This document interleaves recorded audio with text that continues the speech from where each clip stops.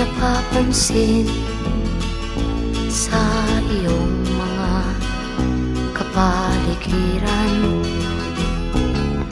Kay dumi na ng hangin, pati na ang mga ilog natin.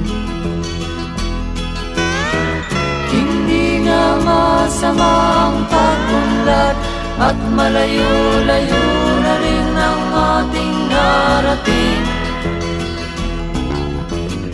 Ngunit masdan mo ang tubig sa dagat, dati kulay asul, ngayon'y naging itim.